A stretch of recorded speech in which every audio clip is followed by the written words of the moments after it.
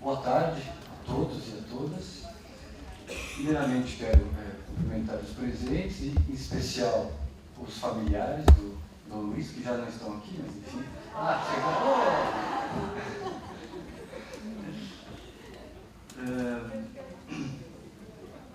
Cumprimento igualmente o Dr. Isaías José de Santana, coordenador deste Arquivo do Estado de São Paulo, e o Dr. Marcelo Quintanilha, diretor do Centro de Acervo Permanente.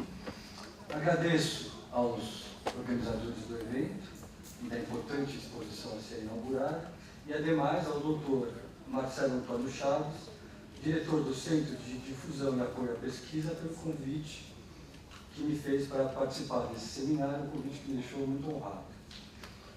O tema que me foi proposto é as transformações na burocracia no período do Estrado, tendo como foco o governo do Morgado de Mateus.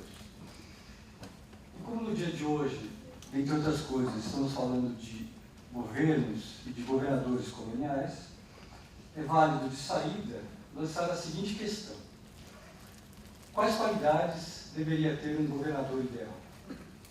Ser valoroso, prudente, responsável e experiente na guerra, defendeu em 1711 o procurador da coroa de Portugal.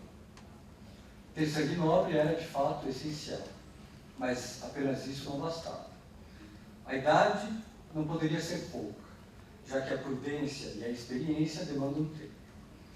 Para completar as características desse governador ideal, o procurador apontava ser indispensável que o sujeito não se envolvesse em relações comerciais, uma vez que qualquer interesse pecuniário afetaria inevitavelmente um julgamento imparcial. Com base nessas considerações, o historiador estadunidense Doyle Walden, num livro publicado em 1968, Royal Government in Colonial Brazil, pondera ser impossível precisar até que ponto tais qualidades foram mais decisivas às escolhas feitas pela coroa se comparadas com as influências familiares da corte.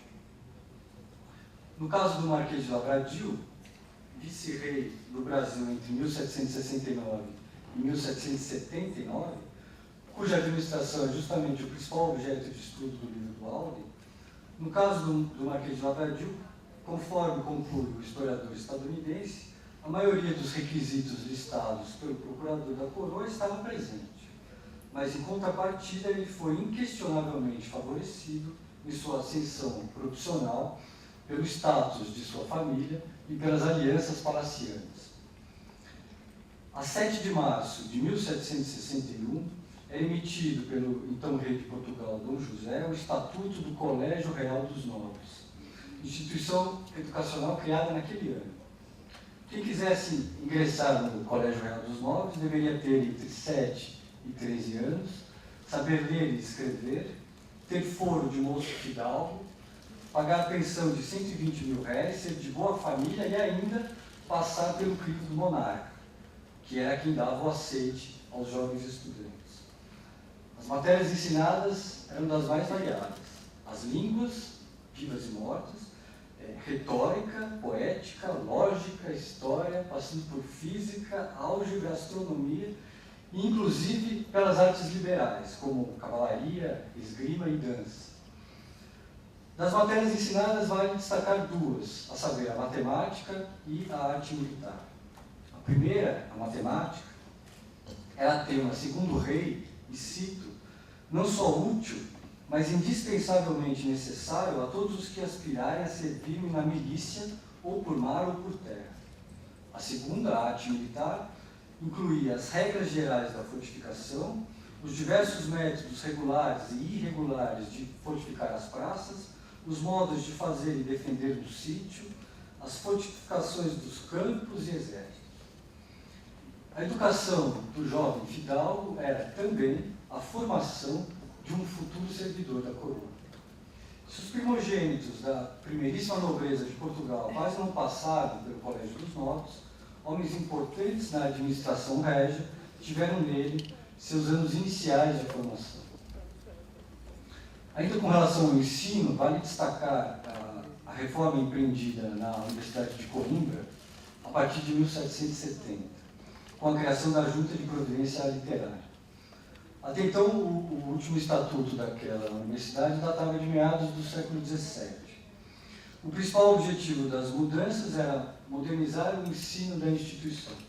Para tanto, foram reformadas as cadeiras de teologia, cânones, leis e medicina, com a introdução de novos livros e, em algumas, de novas metodologias.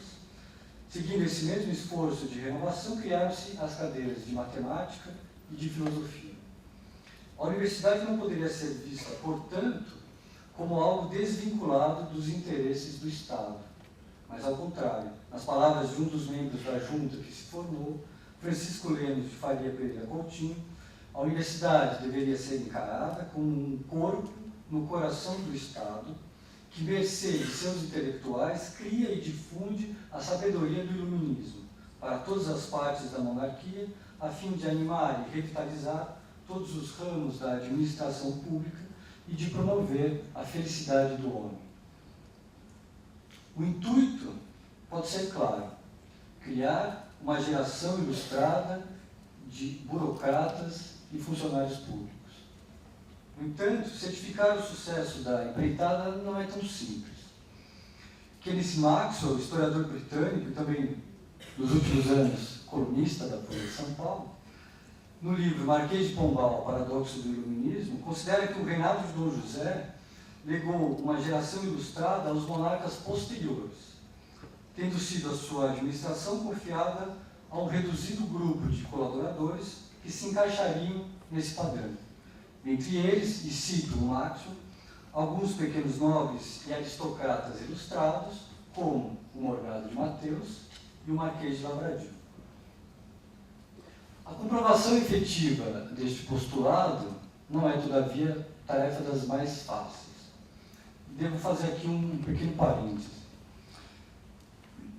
No princípio dos anos 2000, foi realizado um projeto dirigido pelo historiador português Nuno Gonçalo Monteiro, do qual resultou, intitulado Optima Pars II, as elites na sociedade portuguesa do antigo regime, do qual resultou uma base de dados sobre diplomatas, governadores coloniais e magistrados que serviram na coroa portuguesa entre os finais de 500 e o primeiro quartel do século XIX.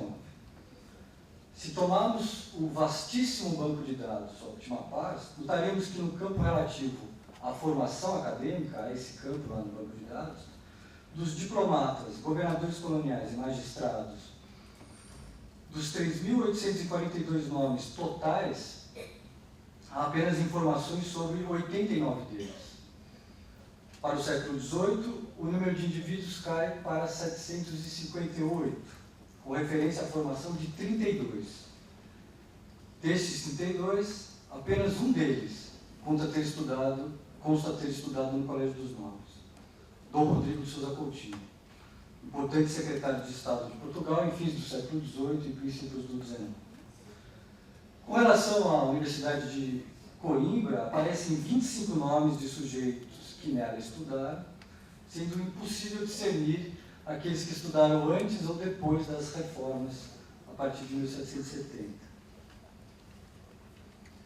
É claro que aqui a dificuldade diz respeito também ao levantamento dos dados, né, que às vezes pode deixar brechas. Sei de ao menos um caso de governador colonial da segunda metade do século XVIII, que estudou no Colégio dos Nobres e se formou na Universidade de Coimbra no período posterior à reforma da universidade, cuja informação não aparece no Optima Pars. Quem era esse governador? Não é Morgado de Mateus, mas um de seus sucessores, Bernardo José de Lorena, que governou a capitania de São Paulo entre 1788 e 1797. De qualquer forma, ao Estatuto da Nobreza, indispensável aos governadores coloniais, não estavam vinculados apenas à origem da família, os contatos na corte ou o destaque de certa casa no serviço régio. A educação recebida e o conjunto de saberes indispensáveis à boa administração dos governos das conquistas eram primordiais. Mais ainda a partir da segunda metade do século XVIII, no tempo da Ilustração, da qual Portugal não esteve alijado.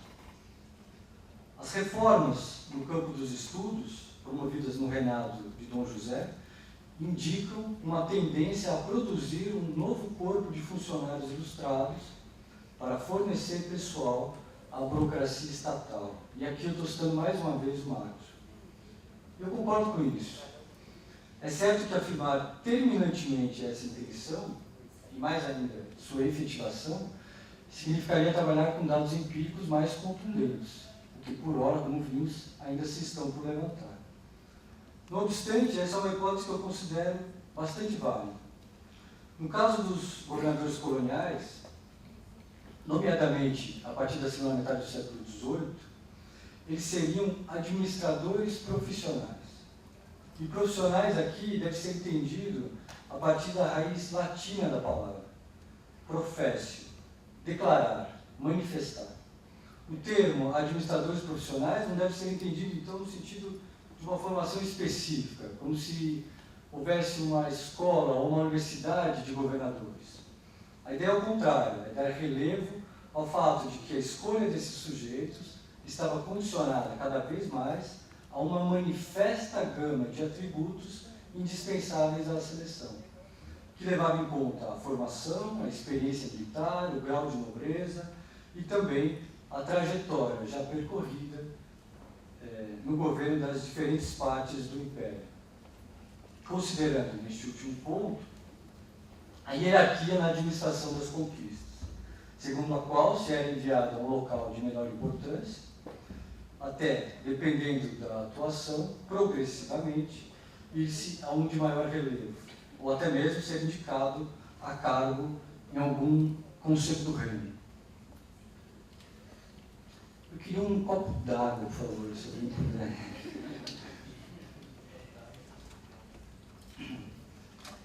Em 1748, considerando a dificuldade de o governador do Rio de Janeiro administrar Goiás e Cuiabá, o rei Dom João V criou 2 novos governos para aquelas capitanias. Pela mesma provisão, o governo da capitania paulista era destituído, ficando, como já se disse aqui, subordinada ao Rio de Janeiro, e no campo militar administrada pelo governador de Santos. 17 anos depois, era restituída a autonomia administrativa de São Paulo. Muito obrigado.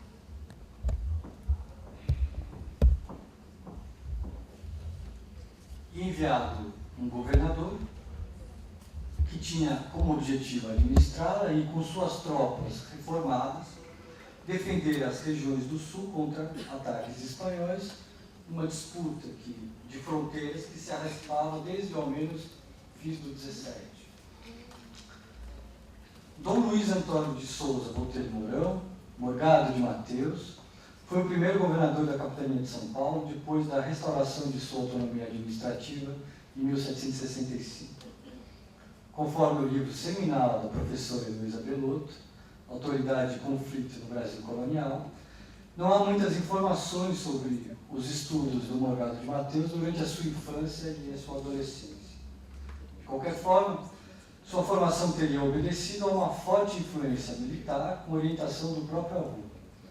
Ora, foi exatamente a experiência militar do Morgado de Mateus que influenciou decisivamente na escolha feita pelo rei. Em 1762, no contexto da Guerra dos 7 Anos, a atuação do Dom Luiz Antônio de Souza foi bastante destacada na contenção da invasão dos espanhóis no nordeste de Portugal. Os 2 pontos que pesaram bastante na nomeação de Dom Luiz Antônio de Souza para o governo de São Paulo foram a sua origem fidalga e a sua carreira militar. Nas palavras da professora Belotto, e cito, pertencer de preferência à fidalguia, ser um militar experiente, com prestígio na corte e alto grau de fidelidade ao rei e à pátria, como já dito aqui também, eram as características que se esperavam de um administrador colonial. Por tudo isso, foi colocado à frente dos destinos de São Paulo restaurada Dom Luiz Antônio de Souza Botelho Mourão, Morgado de Mateus. Confesso que eu não saberia dizer com a mesma certeza da qual se serviu o Kenneth Maxwell se o Morgado de Mateus era ou não um ilustrado. Certamente ele era, e ainda é, um governador ilustre. Quanto a ser um ilustrado, eu já não estou tão certo. O problema é que eu não saberia sequer estabelecer os critérios a serem utilizados para avaliar se um sujeito é ou não um ilustrado. A dificuldade começa na definição do próprio conceito de ilustração, ou, se quisermos, de iluminismo, que é polissêmico, tanto quanto o foi no século XVIII. É inadequado, segundo eu entendo, pensar em uma única e coerente família de ilustrados, posto que não havia concordância em todos os pontos defendidos por este ou por aquele pensador da ilustração. No caso da colonização, se por um lado as ideias e os discursos do período serviram a propósitos separatistas, por outro, com um advento que data do século XVIII, do termo colônia tal qual o entendemos hoje, a necessidade de fortalecer o laço de sujeição entre as áreas periféricas e as metrópoles ficava mais evidente. Sebastião José de Carvalho e Melo, Marquês de Pombal, antes Conde de Oeiras, bebeu quase inteiramente de autores como o Barão de Montesquieu e citou o verbete da famosa enciclopédia do Diderot e do D'Alembert ao elaborar, nos anos 1770, demonstração pela qual evidenciava a essencial certeza, dizia ele, de que as colônias ultramarinas eram sempre estabelecidas com o preciso objetivo da utilidade da metrópole a que são pertencentes. Com relação ao Império Português e ao Brasil, esse era o tempo do acertadamente, para dizer pouco, identificado e intitulado pelo professor Jobson, e eu juro que nós não combinamos nada, né? Professor Jobson. Era o tempo do novo padrão de colonização. Modelo segundo o qual as colônias cada vez mais constituir-se-iam enquanto consumidoras dos produtos manufaturados da metrópole, ou por ela distribuídos, e produtoras, em contrapartida, de matérias-primas, víveres e gêneros a serem reexportados. Seguindo esse quadro mais geral, se o novo governador de São Paulo deveria dar grande atenção à premente questão militar, também tinha, dentre suas obrigações, inserir uma série de reformas na capitania, das quais vale destacar o estímulo à produção agrícola e ao comércio, sempre obedecendo a esse novo padrão de colonização, ou a política de todas as nações, nas palavras de Sebastião José de Carvalho e Melo, então Conde de Oeiras, uma carta escrita em 1766 ao Morgado de Mateus, cujo original se encontra aqui, a primeira via, neste arquivo. Qual é a política de todas as nações? Cito o Conde de Oeiras. Receber das colônias ultramarinas os frutos e materiais crus, assim como as terras os produzem, para serem lavrados e dirigidos na Europa e se remeterem depois delas às manufaturas. Por cujo princípio, seguia o Conde de Oeiras, se deve Vossa Senhoria, Morgado de Mateus, aplicar a promover com grande força a lavoura do algodão para ser aqui transportado em rama. Ora, se o Morgado de Mateus, por acaso, não foi um ilustrado, certamente foi um governador empenhado em agir com acerto e em obter sucesso nos objetivos que a coroa portuguesa o incumbiu de alcançar. Retomando aqui palavras do Darwin Walden, Morgado de Mateus foi o mais enérgico, possivelmente o mais hábil e certamente o mais contencioso governador do Brasil naquele tempo. No dia 27 de março de 1765, o navio Estrela do Mar saiu do porto de Lisboa em direção ao Rio de Janeiro. A bordo dele estava o recém-nomeado governador e capitão-general da Capitania de São Paulo, Dom Luiz Antônio de Souza. Os 86 dias de viagem foram calmos, sem tormentas nem doenças, tendo como único inconveniente os 22 dias de calmaria quando passaram pelas ilhas de Cabo Verde, que fizeram tardar a chegada na América. Mesmo assim, Desacostumado ao balanço do mar, o Morgado de Mateus penou com um extraordinário enjoo durante os primeiros 30 dias. Logo que embarcassem, os governadores de São Paulo deveriam se encontrar com o vice-rei, a fim de apresentar as instruções recebidas, das quais este já teria de antemão ciência, para que assim pudessem dar início às suas conferências sobre o novo governo. Isto feito, seguiriam o caminho do sertão e dariam entrada na cidade de São Paulo, onde tomariam posse na forma do costume praticado na capitania.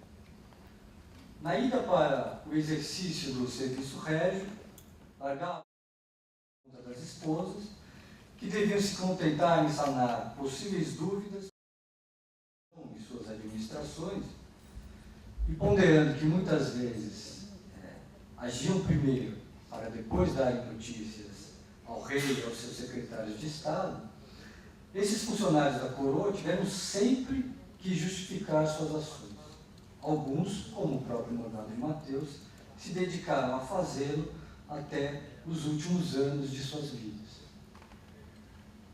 No plano das mensagens trocadas entre a coroa e os governadores, e dos problemas causados por decisões feitas algumas vezes à revelia das determinações régias, caso lapidar foi a insistência do Morgado de Mateus em utilizar a chamada diversão pelo Oeste como estratégia no conflito contra os espanhóis, que a professora Beluto já tratou disso.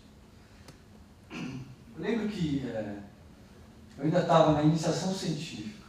Primeira vez que eu ouvi falar sobre diversão pelo Oeste, eu fiz, mas que diabos é isso? Diversão pelo Oeste? Eu pensei em uma festa na Zona Oeste, sei lá, uma festa na USP, né? Sim.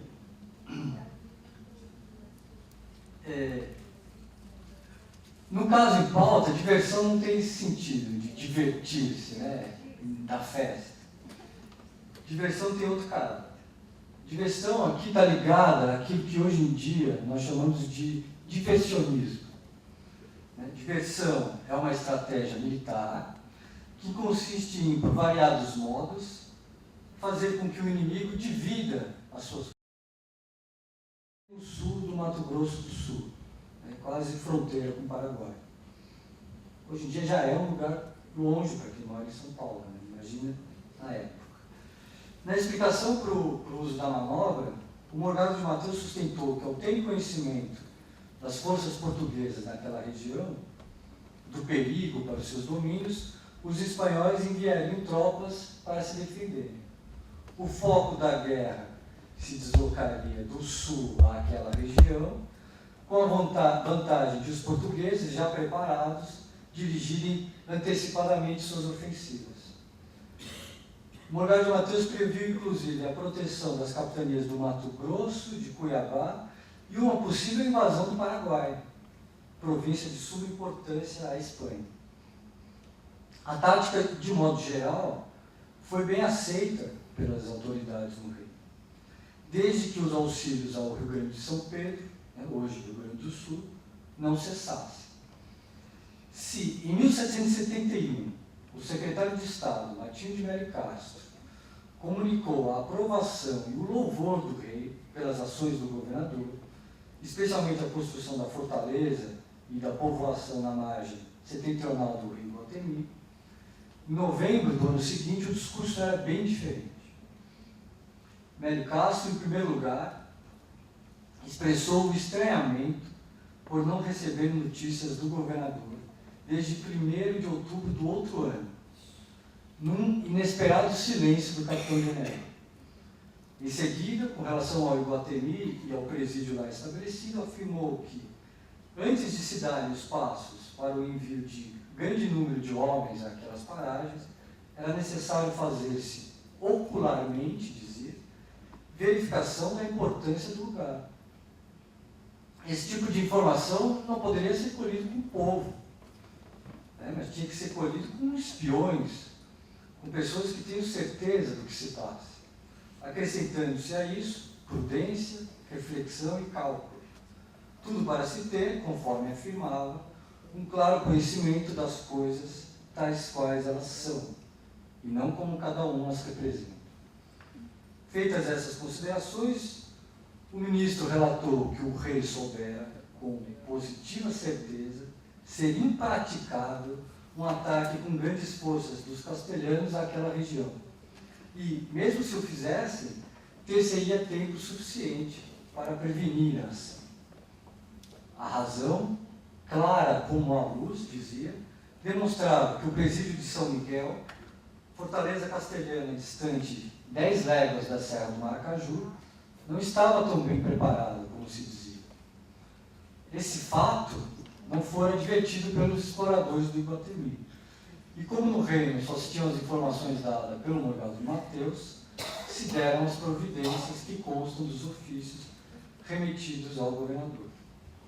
Finalmente, sendo grande imprudência mandar precipitadamente e com grande despesa forças consideráveis àquele sítio, dizia o ministro, para o defender de um inimigo que não existe, ele ordenava que o Dom Luís Antônio de Souza centrasse seus esforços em socorrer o sul do Brasil com tropas municiadas e bem preparadas para sua defesa. Para encurtar a história, como todos aqui já sabem, né? De nada adiantaram as determinações do rei e de seu secretário de Estado. Dom Luís Antônio de Souza estava mesmo convencido, quase obsessivamente, de que aquela estratégia militar era a melhor opção. Não se tratava apenas da pouca possibilidade de um ataque espanhol. O Iguatemi era longe, difícil de abastecer e de manter, passível de ataque de indígenas. Em razão dessa obstinação do Morgado de Mateus, assinalou-se na corte, segundo a professora Belotto, o início de sua queda. A queda do presídio no Iguatemi, tomado pelos espanhóis, deu-se em 1777, no governo do Martim Lopes Lobo de Saldanha. Bons ou maus, flexíveis ou teimosos, o fato é que os governadores coloniais foram figuras indispensáveis à manutenção das políticas metropolitanas para as conquistas ultramarinas. Na época em questão, a renovada estratégia por parte da coroa de Portugal, especialmente no que diz respeito à região centro-sul do Brasil, permite refletir sobre as dificuldades de um império vasto e espalhado por espaços descontínuos que tinha nesses indivíduos importantes aliados. Avaliar as distâncias reais entre objetivos e práticas é considerar que os governadores, enquanto agentes do poder régio, tinham que lidar com as especificidades da terra a ser administrada ao adequar a ela as ordens que se lhes enviavam. Além disso, essas instruções que vinham da metrópole passavam pelo entendimento ou pelo não entendimento desses representantes da coroa, os quais, embora muitas vezes trouxessem na bagagem experiências de governos anteriores, aprendiam sempre e de novo com cada realidade. Não bastasse isso, por maiores que fossem os esforços para tal, a ingerência do rei e de seus secretários de Estado não tinha como ser ilimitada. Entre o trono régio e a cadeira do governador havia nada menos do que a imensidão oceânica. Muito obrigado.